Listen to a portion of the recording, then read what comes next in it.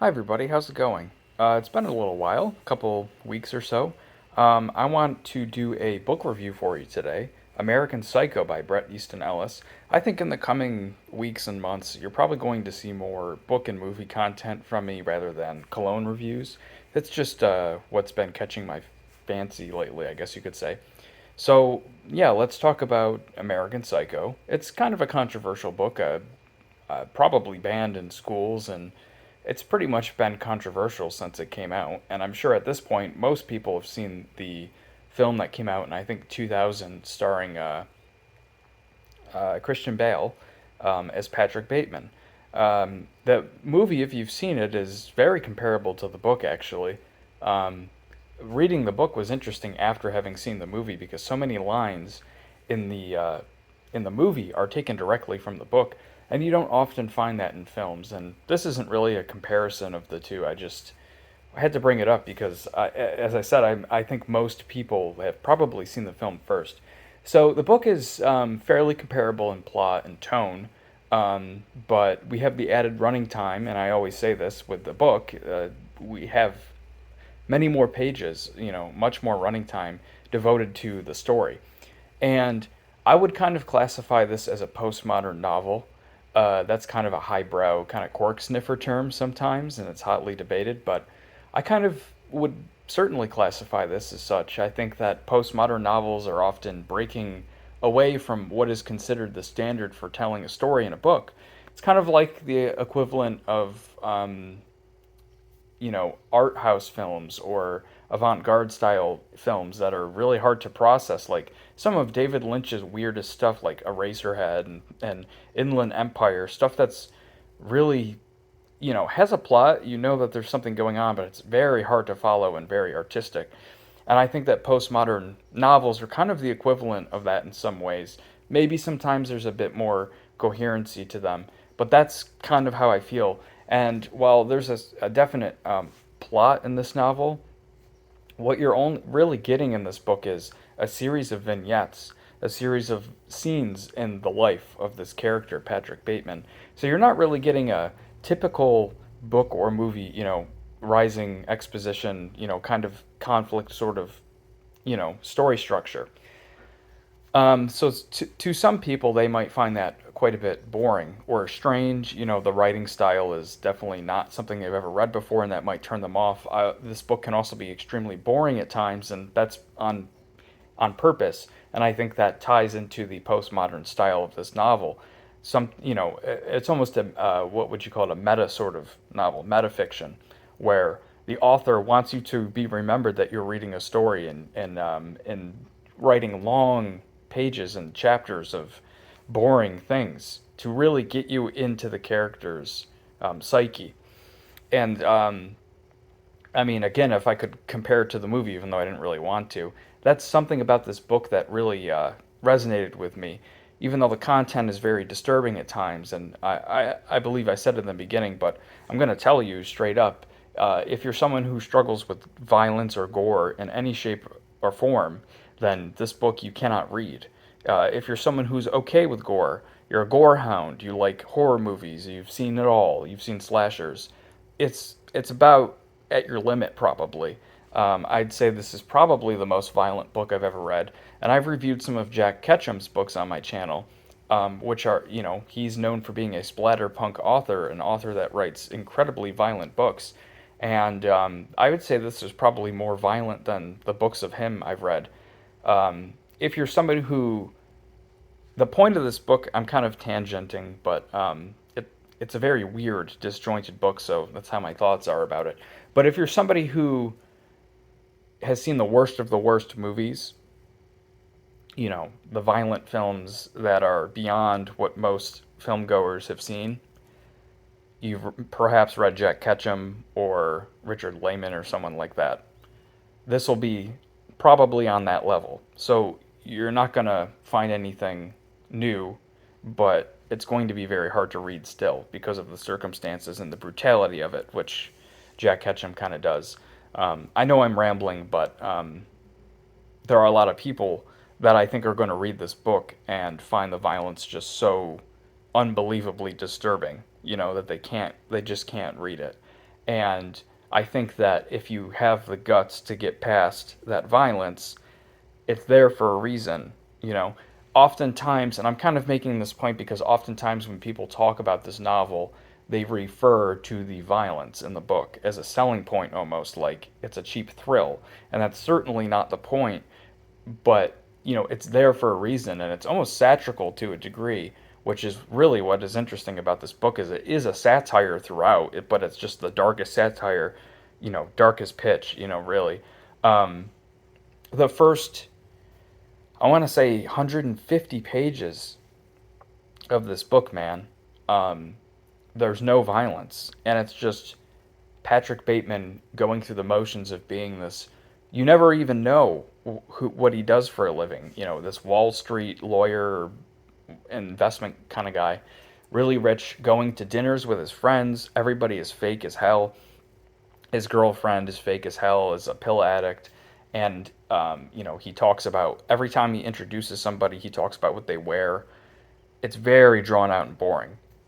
Um, he takes you through his apartment. He tells you his skincare routine, everything in his house. He's obsessed with status, consumerism, culture. And this, of course, this book and the movie, and indeed, is a take on yuppie culture of the '80s. And this book is written so well. I think it is kind of timeless in a way because certainly if you were around in that time period, you would really get this. I was born in 1993. I wasn't around for that sort of thing, right? But it still speaks to me though. It's still timeless because it talks about consumerist culture, which is still something that is prevalent today, perhaps even more prevalent. Perhaps not that yuppie sort of culture, but the consumerism part of this novel is kind of almost very much on the nose with the long lists of items, and I'm telling you, every single time somebody walks onto the page, Patrick describes exactly what they're wearing, and it becomes a sort of poetic sort of routine, like a poem, where you get into the feel of it, and you just kind of see it coming. It just becomes so routine. And as the book goes on, and Patrick becomes more and more disturbed, the writing style changes. You get the long rambling things, but then you get the violence.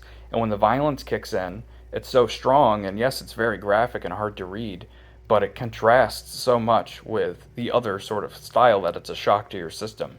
I've even heard people saying that they were praying that violence would come in this book because of how boring it was. And I think that it was very intentional on the part of the author of the book. And then as the book goes on and it gets more neurotic, the writing becomes frenetic and scrambled and hard to follow, and it jumps back and forth between time, and weeks will pass in an instant, and then seconds will pass in an hour. It really gets crazy to read. That's where that meta fiction sort of thing really starts kicking in, where the author's toying with your actual reading of the book and how you're perceiving what's happening. It's done extraordinarily well. I've known people that have said that they had to put this book down because I know this sounds very, like sensationalist, but it's true. People have told me, I couldn't really read it because, not because it was boring, or graphic, but because it was putting me in the head of a sociopath, like too well, and it was freaking me out. So I had to stop reading it. I can't give enough credit, as much as dark as the subject matter is, to the author for really getting you in the head of that kind of person. And Patrick is the most unlikable narrator. This is written in the first person, so you are in his head with him. I've often said that I believe I said this about Night in the Lonesome October by Richard Layton, that writing in the first person in this kind of dark material is a very smart choice, because it doesn't put you in the head of the person or in their shoes. It adds you as a silent observer in the events that are occurring. So it really feels like, not like you are in his shoes, but that you are always beside him. So when these violent acts occur that are described in gratuitous detail, it doesn't feel like you're doing them. It feels even worse, like you're standing beside him and watching, but you can't do anything about it or stop it. It's brilliantly written in that regard. So as we go on, more and more as these events occur, As I said in the beginning, this book is not necessarily non-linear to a huge degree, but just fragmented in its style, that postmodern style where you're really reading little vignettes here and there rather than a cohesive plot that flows. It's just things that are happening and progressing. And as it gets more violent and as it gets more frenetic, it starts to become more satirical in nature. The things that are happening that he's occurring are just so ridiculous that they're almost laughable, but almost kind of silly in a way, and but still scary. And the novel basically concludes, and it kind of just ends, which, as most postmodern novels do, they kind of just end. They don't wrap everything up neatly. It just leaves you with a lot to think about. Much debate has been talked about over this book. If did this really happen? Was it all in his head? And it's one of those things where Bret Easton Ellis gave what some would consider a cop-out answer of saying, "Well, I don't really want to say. It's more interesting if I didn't say." But it truly is interesting. If this really happened, there's multiple ways to look at this book. If he really did this kind of thing, it almost changes the whole structure of the book. But if he didn't do it and it was all in his head, that would be kind of coincide with the way that the book continues. The intensity of his crazy thoughts. Um, I don't really have much more to say about this, but it was just a fascinating read. Um, there were certain things in here that I thought were genius, like, and this is all spoilered, of course, but there's a section later in the book, towards the end, when he's getting in a sort of cop chase, and the book, mid sentence, switches to third person. He starts saying, he did this, Patrick did this, instead of I did this. And that was just, wow, I've never seen anything like that. And the fact that it changed in the middle of a sentence, kind of showing that Patrick was almost viewing this as a movie, a sort of consumer sort of product, this police chase, murder spree, rather than something that was occurring. And then it kind of made me think, well, wait a minute, did this really happen now?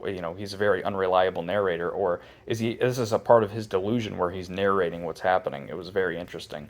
So I've been rambling, but I had a lot of thoughts about this book. It's a very disjointed read. It's a very tough read. I think some will find it very boring and will not be able to get through the violence. But if you're someone that can handle heavy stuff like this, it's a fascinating book. Much debate has been sparked over this for being misogynistic or sexist in nature. Um, I think that's a ridiculous claim. I have to point this out because that's been very much a big sort of thing about this. Um, Racial slurs abound, homophobic slurs, all sorts of stuff in this book. That's how those characters talked back then in the 80s. They were racist and homophobic. It would be a disservice not to portray them as such, and it's necessary to show the point of the book, to not shy away from those sort of things. It's very important to have that in there, as bad as it is to see. That's nothing, though, compared to the acts of brutality in the book, though, in comparison. So that's a strange argument. Um, the author of this book is a gay man, so I don't think he would put anything, extraordinarily and, intently homophobic or anything like that in the book. That's just how these characters are. They're awful people. Their behavior is awful. And in some ways, their behavior is more awful than the violent acts that are being committed. So I think it was a very necessary thing to do so. The violence against women is terrible, but it's there for a point. But there's also violence against men, and there's violence against children and animals. So it's not just women in this book. It's not like the author went on some sort of spree writing this, pouring his inner thoughts.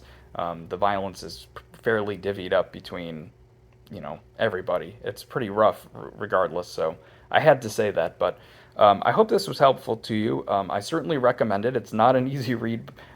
It's not the hardest read, in terms of like this sort of out there postmodern literature. But in terms of the content, it's quite rough. But I think it's a good read, though. And again, as dark as the content is, it's really funny. There's a lot of laugh out loud moments in it. So it's just a well put together book, a very good work that I would really recommend to a lot of people. So I hope you enjoyed this. I'll be back with more book reviews, reading a couple more books, and I'll be back with some Blu-ray reviews, some film reviews as I see them. So take care, everybody.